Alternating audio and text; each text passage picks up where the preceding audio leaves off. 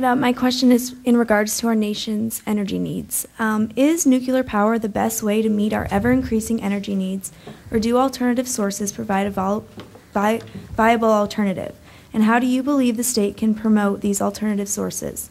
Also, do you support the proposed construction of a new nuclear plant in Callaway County? Is Callaway County the one on the way to Jeff City? Yes. Which side you're coming from? Yes, well, I'll be coming from the north side, so there you go. Our energy policy really needs to rely on the free market. With the free market, we really should not have any sort of limits on the unregulated portion of the utilities. They need to operate in a free market environment. Do I think that nuclear power is the best option? It certainly is one of the best now. It's one of the more cost-effective. Ameren UE has asked for a new power plant, as you say. And they'd also like the people who pay the bills to fund it, and I disagree with that. Last time they asked for a nuclear power plant, they managed to fund it themselves when the Public Utilities Commission, whatever it's called here in Missouri, says so, said no. And I'm thinking that they'll be able to set their electric rates at a profitable level in order to pay for the nuclear power plant on whatever bond issue or other sort of financing they want. Obviously, libertarians are very much for the free market. We oppose all sorts of control, energy pricing, allocation, and production. However, in the state of Missouri, we actually regulate our public utilities, and we say you can charge this much to ratepayers and you can't charge this much. And pretty please ask for more time for answering your question. Jay Nixon. It's a big problem. It does take a little more than 90 seconds to go through energy. Clearly, we need to have a broad-based energy policy. That policy includes all the options out there: wind, air, solar, includes nuclear as an option. But we must protect consumers. I mean, the CWIP that was passed to make sure consumers are protected must be a part of any plan that would leave that as an option. We can't allow just an investor-owned utility to profit off Missourians. If we were to make that important step to provide that base, we'd want to make sure that consumers were protected, and if power was wheeled outside of state, that we benefited from that. But there's a long way between the finish line there to make sure that consumers are protected and bills go down. We've also got a lot we can do on conservation, on alternative energy, on wind, on solar, broad base on biofuels, on ethanol, on biodiesel. We're blessed here in Missouri with a myriad of options. The one option is inaction.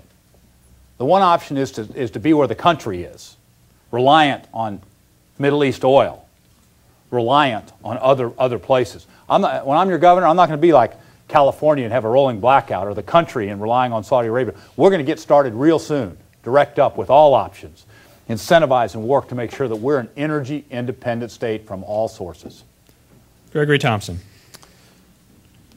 Key is taking back control.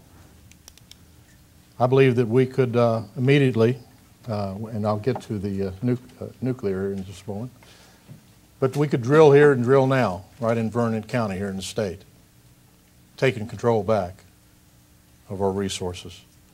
There are hydrogen machines right now that they're developing to put on the cars to make them go farther.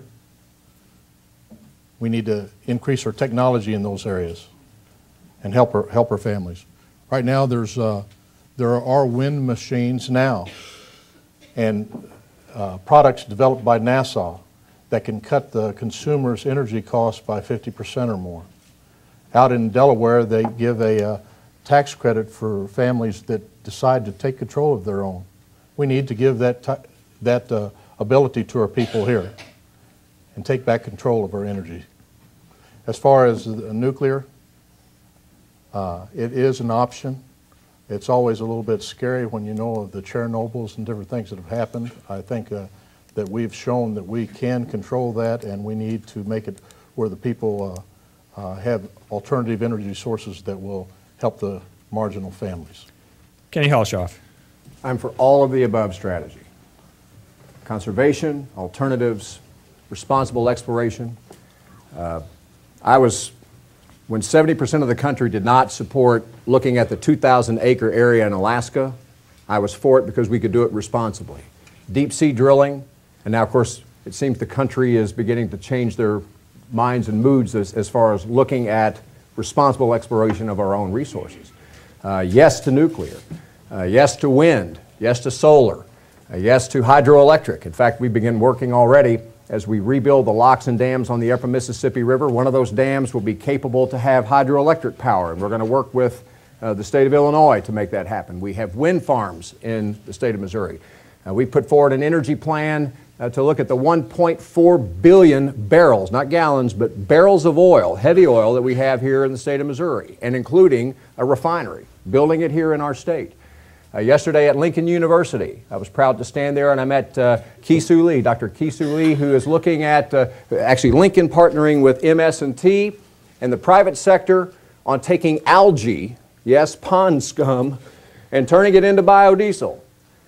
And so these are the innovations and the technologies that will help rescue us out of this dependence upon other countries whose interests we don't share.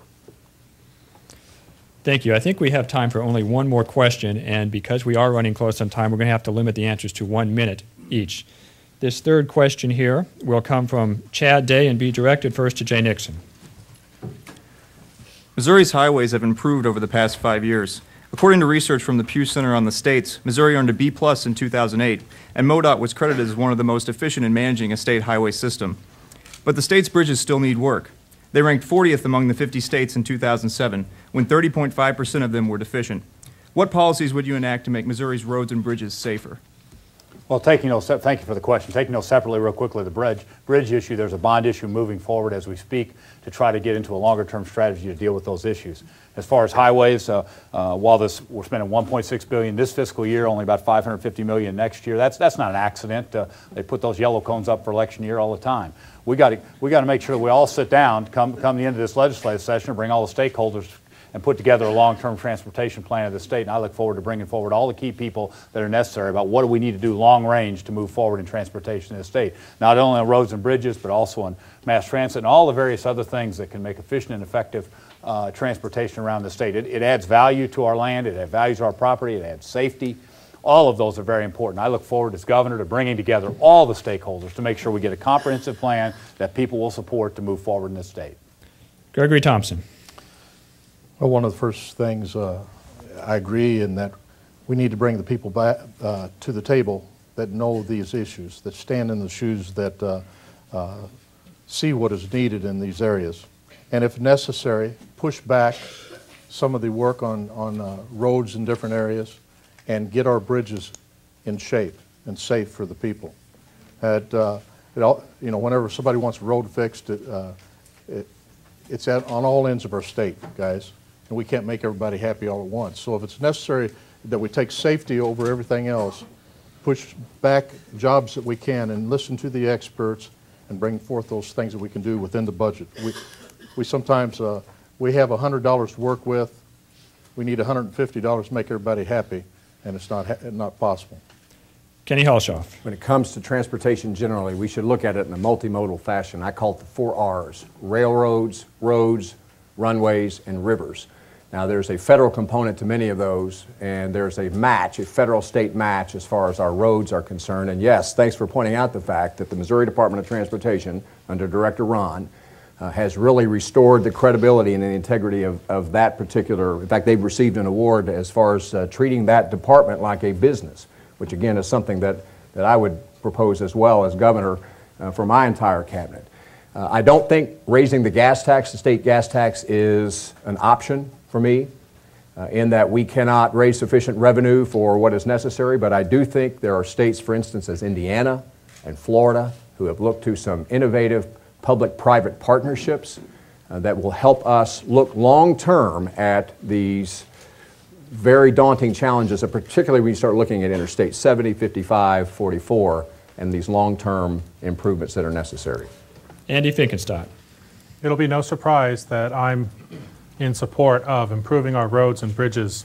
We need safe roads and bridges that won't collapse. Just this morning, another tragedy occurred with a collapse of a bridge in Texas, somewhere down south. And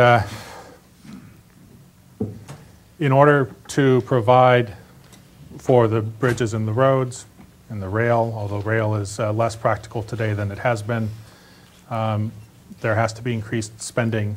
Obviously, we have to reduce spending in other areas. The reason why we need good roads and bridges is so that our farmers and our businessmen can bring their products to market so that we can buy them instead of having to pay increased costs ourselves in the transportation where you have increased repair costs from potholes in the road and the like. I'll just leave it at that and not run out of time.